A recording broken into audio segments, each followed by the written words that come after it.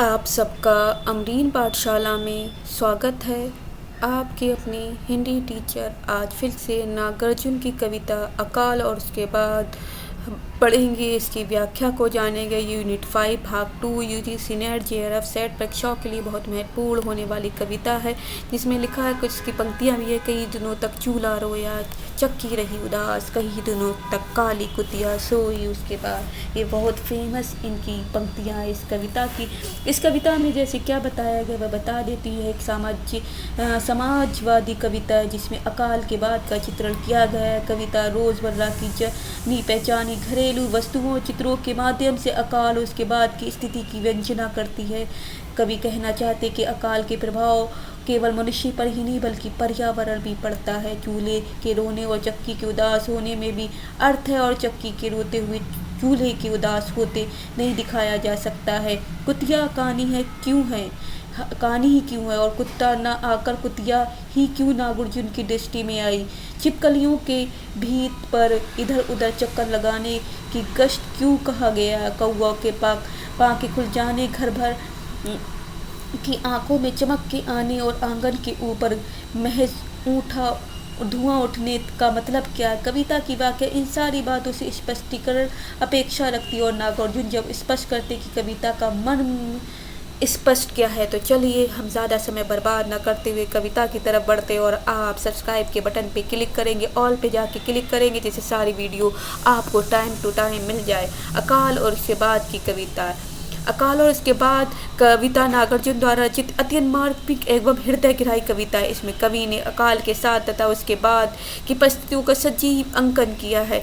यह कविता 1952 में 1952 में रची गई थी। यह कविता देखने में जितनी छोटी और सरल लगती है, अर्थ एवं भावबोध में उतनी ही गहरी एवं संवेदना से भरी हुई है।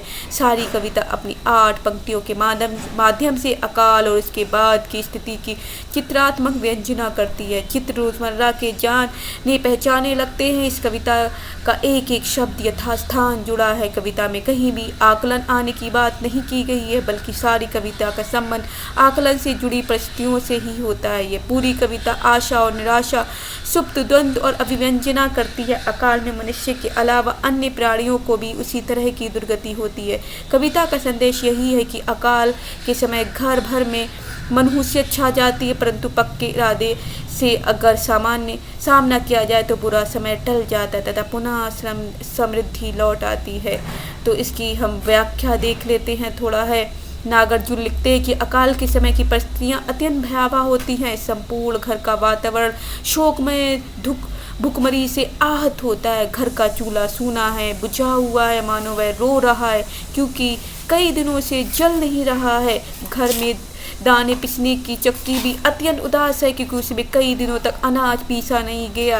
कहने का भाव है कि जब अकाल के समय सब कुछ नष्ट हो गया, तब घर में खाने के लिए कुछ भी शेष नहीं रह गया। तो चूल्हा भला कैसे जल सकता है। चूल्हा और चक्की जैसे मूलभूत वस्तुएं आज घर में उपेक्षित पड़ी हुई हैं कि उनको जलाने के लिए कोई सामान या कार्य करने पीसने के लिए कोई सामान नहीं है। जैसे यहाँ पर पंक्तियाँ हैं, आप देख सकते हैं। कई दिनों तक चूल्हा रोया, चक्की रही उदास, कई दिनों तक कानी कुतिया सोई उसके पास।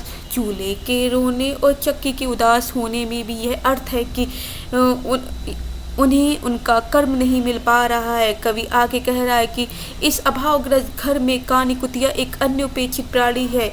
इन उपेक्षित वस्तुओं के साथ पड़ा है। घर की छिपकलियाँ दीवारों पर चक्कर काट रही हैं। उन्हें कुछ भी खाने को नहीं मिल रहा है। घर के चूहे भी कई दिनों से भूखे मर रहे हैं।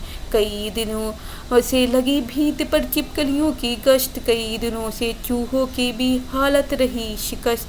कहने का भाव है कि प्राकृतिक आपदाएं केवल मानव को ही नहीं अपितु हर छोटे बड़े जीव को भी प्रभावित करती हैं। इनमें वर्णित पशुओं के दुख के माध्यम से अकाल के भयावहता का चित्रण होता है। भूख और बदहाली के कारण घर के सभी प्राणी दुखी और परेशान हैं। ये जीव जंतु और घर की अन्य वस्तुएं जैसे चूल्हा, चक्की, दीवारें सभी मनुष्य के सुख दुख की भागीदारी हैं। अकाल के बाद की स्थिति का चित्रण है, यहाँ पर बोला है। अकाल के समय की स्थिति का चित्रण करने के पश्चात नागार्जुन की अंतिम की 4 पंक्तियों में अकाल के बाद संभलती परिस्थितियों का अत्यंत भावुक चित्रण किया है। अकाल के कई दिनों के बाद अनाज आया, इसमें खुशी में घेर घर के प्रत्येक प्राणी में नई स्फूर्ति और नई चेतना का वर्णन किया गया है। दाने आए घर के अंदर कई दिनों के बाद, धुआं उठा आंगन के ऊपर कई दिनों के बाद, चमक उठी घर पर की आंखें कई दिनों के बाद, कौवे ने खुजलाई पांखें कई दिनों के बाद, कई दिनों के पश्चात। यहाँ पर बताया गया कि कई दिनों के बाद में इस पश्चात घर में अनाज के दाने आए हैं, घर में चक्की चली, चूल्हा जलने से घर के आंगन के ऊपर धुआं उठता नजर आ रहा है। घर का प्रत्येक प्राणी खुशी और प्रसन्नचित्त है। घर में अन्न का ना होना और होना किस तरह घर के वातावरण को बदल देता है, यही इस कविता के तथ्य है। इस कविता की भाषा, तद्भव, शब्दावली, प्रधानता सरल और प्रभावयुक्त है तथा ठोस दृष्टि से सर्जन कवि द्वारा की गई है। तो आप देख सकते हैं कितना अच्छा इस कविता का नागार्जुन ने किस तरह से अकाल के बाद की कविता को इसमें उकेरा है।